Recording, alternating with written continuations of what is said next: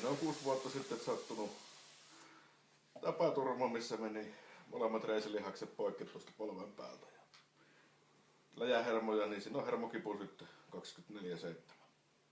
Tähän on testattu kaiken näköisiä kipulääkkeitä ja kapsaisiinilaastareita, eli niin sanottuja kutentsahoitoja.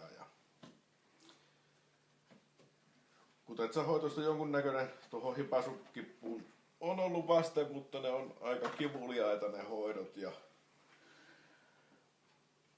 kalliihkoja.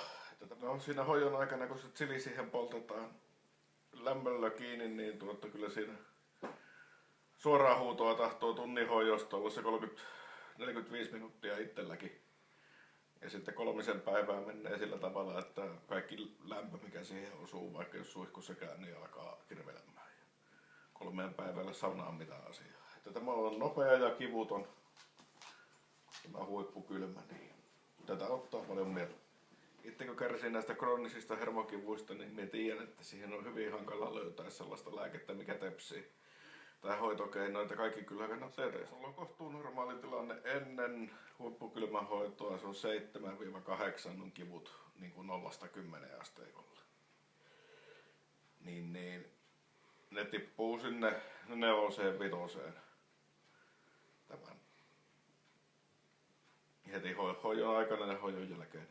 Kyllä tämä leikkaa kipuja leikkaa siinä, missä niinku tehokkaimmat kipulääkkeetkin, mutta ei tule sitten mitään elimestöllisiä näitä sivuvaikutuksia kipulääkkeistä. Aika helpottaa hermokipuja heti hoidon jälkeen. Ja todennäköisesti vasta aika taaskin tulee olemaan, että semmoinen 2 viikkoa menee helpompana. Kyllähän tätä kroonikkia on kohta vuosi suihkuteltu, niin se on aika lailla se 2 viikkoa. Toki jos tässä alkaa jotakin urheilemaan ja provosoimaan jalkaa, niin sitten pitää antaa useammin hoitoa, mutta se normaalissa arjessa se 2 viikon välein riittää.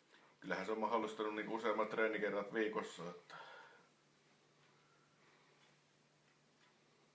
kun kivut on jolla haittaamassa sitä salitreeniä, niin minä pystyn käymään sen 4 kertaa viikossa salilla. Aikaisemmin se oli se 2 maksimia. Ja käyhän niin toki nyt tämän huippukylmän aloittamisen jälkeen sitten alkanut taas käymään töissäkin. Ja siltikin kestää käydä siellä salilla.